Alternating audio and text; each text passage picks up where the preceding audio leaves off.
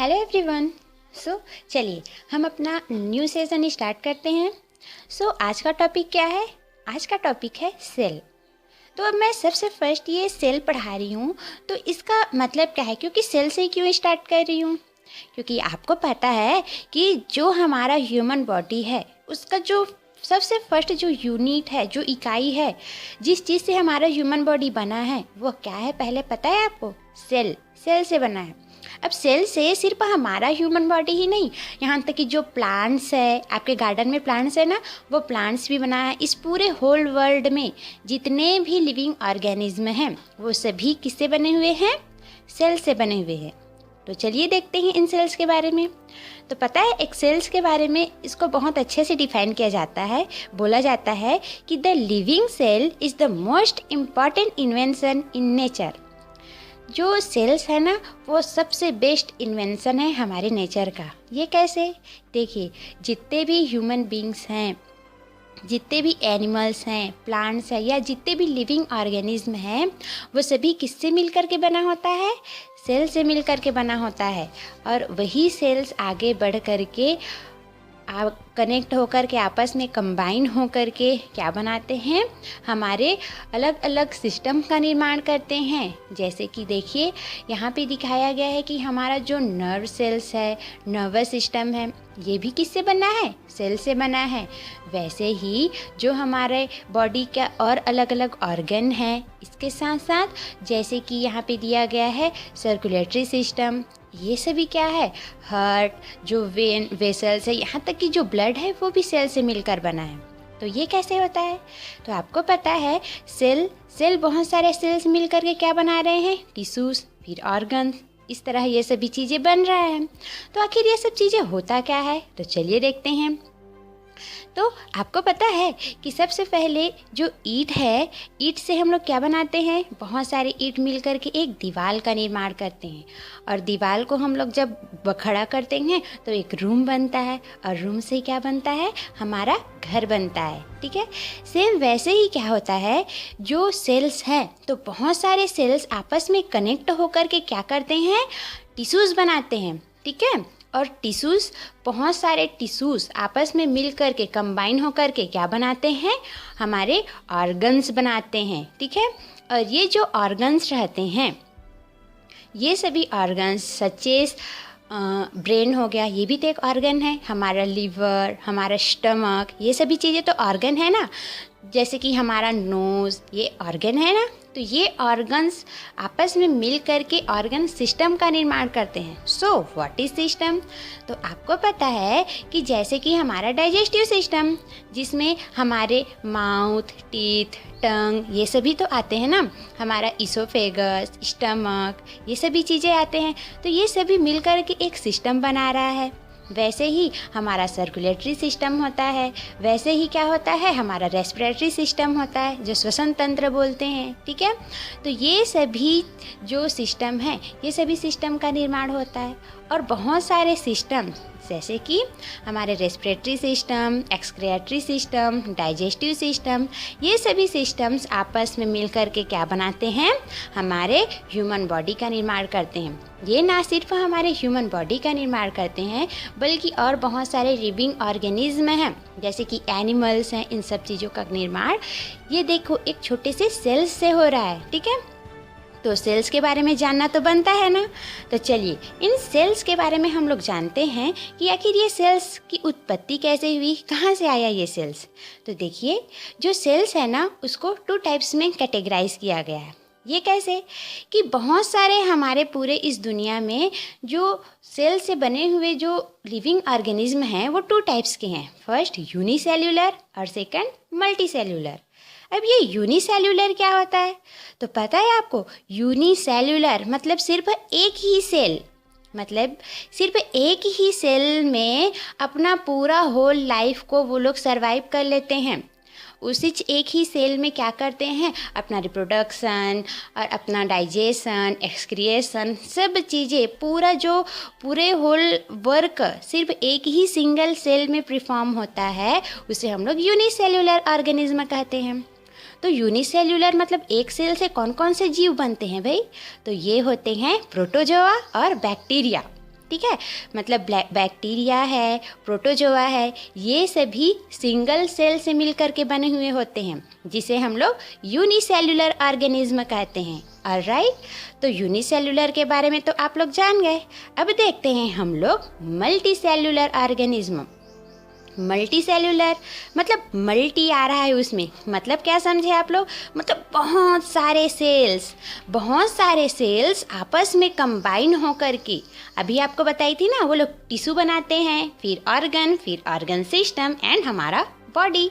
तो वैसे ही multi cellular रहता है, जिसमें बहुत सारे सेल्स आपस में कंबाइन होकर के कुछ नए टाइप का वर्क परफॉर्म करते हैं और बहुत सारे सेल से मिल करके बना हुआ होता है। ऐसे लिविंग ऑर्गेनिज्म को हम लोग बोलते हैं मल्टी सेल्युलर ऑर्गेनिज्म। इसमें कौन कौन आएंगे, इसमें सभी एनिमल्स, प्लांट्स, ये सभी चीज़ें मल्टी सेल्युलर होते हैं, जो बहुत सारे सेलों से मिलकर के बने हुए होते हैं, ठीक है। और यूनिसेल्युलर में हम लोगों ने जाना जिसमें सिर्फ एक सिंगल सेल से बना हुआ होता है, ठीक, तो उसे हम लोग यूनिसेल्युलर बोलेंगे। और जो बहुत सारे सेल से मिलकर के बना हुआ होता है, जैसे कि सभी एनिमल्स, यहाँ तक कि हमारा जो डॉग है, कैट है, माउस है, प्लांट्स हैं, रोज़ है, यहाँ तक कि हम ह्यूमन बींग्स भी क्या हैं, मल्टी सेल्युलर हैं, ठीक है। तो आप लोग तो जान गए कि यूनिसेल्युलर ऑर्गेनिज्म किसको बोलेंगे और मल्टी सेल्युलर, ठीक है। तो अब आगे देखते हैं, जो ये सेल्स रहता है, इस सेल्स में और क्या क्या होता है, ठीक है। इसके बारे में तो हम लोग जान गए कि सेल, टिश्यू के बाद क्या बनता है, ऑर्गन के बाद सिस्टम एंड एनिमल्स बनते हैं। चलिए अब आगे हम लोग देखते हैं ओवरव्यू ऑफ सेल स्ट्रक्चर। हमारा जो सेल का स्ट्रक्चर है उसका ओवरव्यू जानते हैं, ठीक है। तो आपको पता है कि ऐसे सेल्स जिसमें क्या होता है, सेल मेम्ब्रेन रहता है, ऊपर में मेम्ब्रेन मतलब झिल्ली जैसा रहता है, उसके अंदर में साइटोप्लाज्मा कुछ लिक्विड भरा रहता है और छोटे छोटे डीएनए, न्यूक्लियस, बहुत सारे ऑर्गेनेल्स पाए जाते हैं, जो छोटे छोटे चीज़ें पाए जाते हैं उसको ऑर्गेनेल्स कहते हैं। तो ऐसे सेल्स को क्या बोलते हैं, यूकैरियोटिक सेल्स। क्या बोलते हैं, यूकैरियोटिक सेल्स, ठीक है। तो ये सेल्स यूकैरियोटिक सेल्स है। जो यूकैरियोटिक सेल्स है ना, उससे प्लांट्स, एनिमल्स सभी चीज़ें बने हुए हैं। और ऐसे ही एक और सेल होता है, उस सेल को क्या बोलते हैं, प्रोकैरियोटिक सेल्स। अब ये प्रोकैरियोटिक सेल्स क्या होता है, तो देखिए प्रोकैरियोटिक सेल्स में क्या होता है, सेल मेम्ब्रेन ये सभी चीज़ें होता है, लेकिन इसके अंदर में जो न्यूक्लियस रहता है उसमें मेम्ब्रेन नहीं पाया जाता। इसमें जो अंदर का जो मटेरियल रहता है ना, वो बिखरा हुआ रहता है और ये प्राइमरी स्टेज होता है। इसीलिए सेल के प्राइमरी स्टेज को हम लोग प्रोकैरियोटिक सेल्स कहते हैं, ठीक है। जैसे इसमें आपको बताई थी ना बैक्टीरिया, जो यूनिसेल्युलर में भी पाया जाता है, ठीक। चलिए तो आप लोग समझ गए कि प्रोकैरियोटिक सेल्स किसको कहते हैं, यूकैरियोटिक सेल्स किसको कहते हैं। चलिए अब आगे देखते हैं हम लोग सेल का हिस्ट्री। आखिर ये जो सेल है उसका सबसे फर्स्ट इन्वेंट किन्होंने किया था, और हम लोग को कैसे पता चला कि जितने भी लिविंग ऑर्गेनिज्म हैं वो सेल से बने हुए होते हैं। तो चलिए देखते हैं। देखिए जो सेल्स है ना, तो सेल्स को सबसे पहले 1665 में किन्होंने देखा था, एक अंग्रेज वैज्ञानिक थे जिनका नाम था रॉबर्ट हुक। तो रॉबर्ट हुक ने क्या देखा था कि सेल्स यहाँ पर कहाँ से आ गए, तो उन्होंने क्या किया, सबसे फर्स्ट उन्होंने क्या किया कि एक कार्क का पतला काट लिया, ठीक है, बार्क जिसे बोलते हैं, छाल या छिलका, उसको माइक्रोस्कोप से देखा तो उन्होंने देखा कि अरे ये इसमें क्या दिखाई दे रहा है। तो उन्होंने देखा कि उसमें कुछ छोटे छोटे खोखली संरचना दिखाई दे रहा था, जैसे कि आप लोग देखे होगे मधुमक्खी का छत्ता देखे हो आप लोग, हाँ सेम ऐसे ही मधुमक्खी के छत्ते जैसा वो संरचना दिखाई दिया और वो खोखला गोला जैसे दिखाई था। इसी कारण से रॉबर्ट हुक ने उसको नाम दे दिया सेल। सेल मतलब कि एक खोखला जगह या खोखला कोष्ठ जिसका बाहरी परत सेल्यूलोज से बना रहता है, इसीलिए रॉबर्ट हुक ने उसका नाम क्या रख दिया, सेल। तो ये कैसे पता चला हम लोग को, तो रॉबर्ट हुक ने अपना एक पुस्तक है जिसका नाम है माइक्रोग्राफिया। क्या है, माइक्रोग्राफिया। उस माइक्रोग्राफिया नामक बुक में रॉबर्ट हुक ने जो सेल्स के बारे में उन्होंने अध्ययन किया, इन सब के बारे में लिखा है।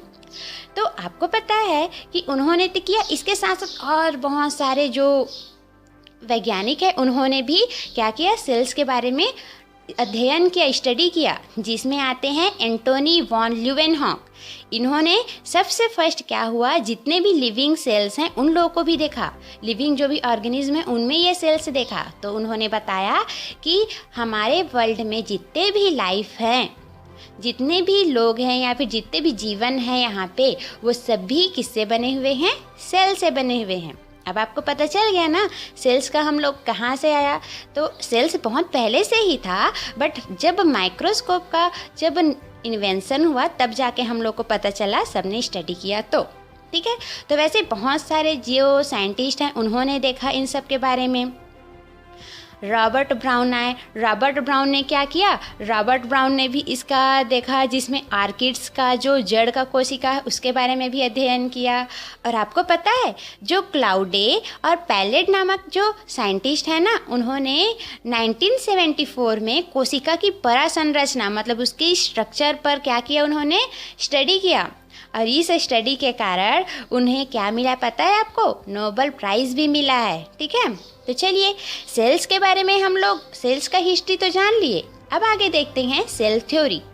आपको पता है कि स्लीडन और स्वान नामक जो साइंटिस्ट है, वानस्पतिक वैज्ञानिक थे, स्लीडन और स्वान थे जो जियोलॉजिस्ट थे, उन्होंने भी सेल का एक थ्योरी दिया, जिसमें उन्होंने बहुत सारे सिद्धांत दिए। उन्होंने बताया कि सेल्स क्या होता है, उन्होंने बताया कि जो सेल्स हैं वो स्वतंत्र रूप से कार्य करता है, ठीक है, और सभी यानी कि जितने भी सेल्स रहते हैं वो अपने पुराने सेल से मिलकर ही बना हुआ होता है, ऐसे बताए। ठीक है, और ये सभी उन्होंने तो बताया। तो उनका जो सेल थ्योरी है वो तो मान्य हुआ, लेकिन उनमें कुछ कमियां थी। ठीक है, तो उस कमियों को पूरा करने के लिए कौन आए, रॉबर्ट विर्को। कौन आए, 1855 में रॉबर्ट विर्को ने उनकी कमी को पूरा करते हुए ये बताया कि जो सेल्स हैं, मतलब जो सेल्स है वो क्या होता है, विभाजित होता है और नए सेल का निर्माण करता है। ठीक है, तो उन्होंने जो सिद्धांत दिया उसे कोशिका संतति का सिद्धांत। उन्होंने बताया कि जो सेल्स है वो एक पीढ़ी से दूसरी पीढ़ी में आ रहा है, यानी जो सेल्स है एक पीढ़ी से दूसरी पीढ़ी तक जाते जा रहा है। ठीक है, तो इस तरह उन्होंने एक सिद्धांत प्रस्तुत किया, जिसे हम लोग कोशिका संतति का सिद्धांत कहते हैं, मतलब थ्योरी ऑफ सेल लिंकेज कहते हैं। अब इसी सिद्धांत को हम लोग मॉडर्न सेल थ्योरी भी कहते हैं। क्या कहते हैं, मॉडर्न सेल थ्योरी या आधुनिक कोशिका सिद्धांत कहते हैं। तो आधुनिक कोशिका सिद्धांत किसे कहते हैं, तो आधुनिक कोशिका सिद्धांत वह कोशिका सिद्धांत है जिसमें स्लीडन और स्वान द्वारा दिया गया जो सेल थ्योरी था, ठीक है, उसको नए अपडेटेड करके उसकी कमियां को दूर करके जो रॉबर्ट विर्को ने एक नया सिद्धांत दिया, उसे ही क्या बोला गया, कोशिका संतति का सिद्धांत। ठीक है, तो इसे हम लोग कोशिका डॉक्ट्राइन भी कहते हैं। ठीक है, तो ये तो कोशिका के बारे में हम लोग जान गए। चलिए इसके बाद आगे हम लोग देखेंगे कि जो स्लीडन एंड स्वान है, इन्होंने बहुत सारे बातें कही थी, जिसमें उन्होंने बताया था कि सेल्स जो जीवन की मुख्य इकाई है। ये बातें सही निकली और बाकी सभी जो साइंटिस्ट हैं उन्होंने भी इस बातों को माना। ठीक है, तो चलिए ये तो हम लोगों ने बहुत अच्छे से देख लिया सेल थ्योरी के बारे में। आगे इसके बारे में हम लोग जो सेल्स हैं इसके जो मेम्ब्रेन्स हैं, मतलब सेल के अंदर में क्या क्या छोटे छोटे चीज़ें हैं, ऑर्गेनिल्स हैं, सेल का विभाजन कैसे होता है। ठीक है, तो इन सब के बारे में हम लोग क्या करेंगे, अच्छे से अध्ययन करेंगे नेक्स्ट क्लास में। अभी कुछ हम लोग फैक्ट्स देख लेते हैं। तो ये क्या क्या फैक्ट्स है, तो चलिए देखते हैं कि सेल थ्योरी किन्होंने दिया था। तो सेल थ्योरी दिया था स्लीडन एंड स्वान ने। और आप बताइए कि सबसे जो स्मॉलेस्ट सेल है हमारे इस वर्ल्ड में, सबसे स्मॉलेस्ट सेल किस सेल को बोलते हैं, तो सबसे स्मॉलेस्ट सेल है माइकोप्लाज्मा। कौन सा है, माइकोप्लाज्मा। और बोला जाता है सबसे बिगेस्ट सेल, मतलब सबसे बड़ा सेल कौन सा सेल है, तो सबसे बड़ा सेल है ऑस्ट्रिच, एग ऑफ ऑस्ट्रिच, मतलब कि ऑस्ट्रिच का शुतुरमुर्ग का जो एग रहता है ना, उसका एग सबसे बड़ा सेल कहलाता है। ये तो हम लोगों ने होल वर्ल्ड में देख लिया। अब हमारे ह्यूमन बॉडी के अंदर में सबसे बड़ा सेल, छोटा सेल कौन सा है? तो हमारे ह्यूमन बॉडी में सबसे जो छोटा सेल है वो है स्पर्म, जो मेल में पाया जाता है, ठीक है। और सबसे बड़ा बिगेस्ट सेल कौन सा है? वो है ओवम, अंडाणु, ठीक है, जो फीमेल में पाया जाता है। ऑलराइट। और इसके साथ साथ हमारे ह्यूमन बॉडी का सबसे लॉन्गेस्ट सेल कौन सा है? तो हमारे ह्यूमन बॉडी का सबसे लॉन्गेस्ट सेल है न्यूरॉन। कौन सा है? न्यूरॉन्स, जिसे तंत्रिका कोशिका भी कहते हैं, ठीक है। अब ये तो हम लोगों ने जान लिया। आपको एक और चीज़ बताऊं कि जो सेल है उसमें बहुत जल्दी डिवीज़न होता है। अगर हमारे हाथ को या फिर कहीं पर कट जाए तो क्या होता है, वहाँ पर का तो सेल मर जाएगा, तो उसको जल्दी जल्दी डिवाइड होकर के क्या होता है, उस पूरे एरिया को कवर कर लेता है सेल फिर से।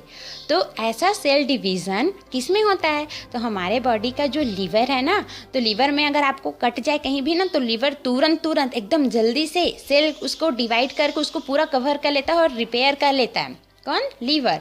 तो लीवर में सबसे ज़्यादा फास्ट सेल डिवीज़न होता है, ठीक है। और ऐसा यानी कि सेल्स जहाँ ऐसा ऑर्गन जिसमें हमारा सेल डिवीज़न नहीं होता, वो कौन सा सेल्स है? न्यूरॉन। कहाँ पे होता है? हमारे ब्रेन में। हमारे ब्रेन का जो न्यूरॉन होता है ना, वहाँ पे सेल डिवीज़न नहीं होता। इसीलिए तो आपको पता है भगवान जी ने हमें कितने अच्छे से बनाया है।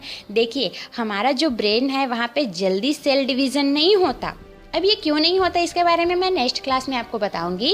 लेकिन क्या होता है, अगर कहीं पर भी हमें लग दे, हमारे सिर को लगता है, तो देखिए कितना मोटा क्रेनियम यहाँ पे है हमारे, यानी कि खोपड़ी है कि नहीं है। इसके अंदर हमारा जो ब्रेन है कितने अच्छे से सेफली है।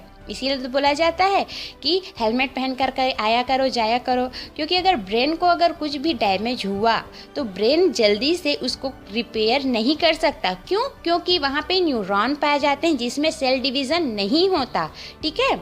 इसी कारण से बोला जाता है कि हेलमेट पहन करके जाया करो, आया करो एंड अपना वर्क किया करो, ठीक है। तो अब आगे के क्लास में हम लोग देखेंगे आखिर न्यूरॉन में सेल डिवीज़न क्यों नहीं होता, बाकी सब में कैसे सेल डिवीज़न होता है, सेल के अंदर में क्या क्या चीज़ें होता है, आखिर उनका क्या क्या फंक्शन है, और कैसे वो सभी मिल करके हमारे ऑर्गन्स बनाए हैं, टिश्यूज़ बनाए हैं। तो चलिए, सेल्स के बारे में तो आप लोगों ने थोड़ा सा जान लिया। आगे के क्लास में हम लोग और इसको अच्छे से डिस्कस करेंगे। ओके, सो तब तक के लिए आप लोग अच्छे से स्टडी करिएगा। So keep study and yes also keep smile. Bye bye.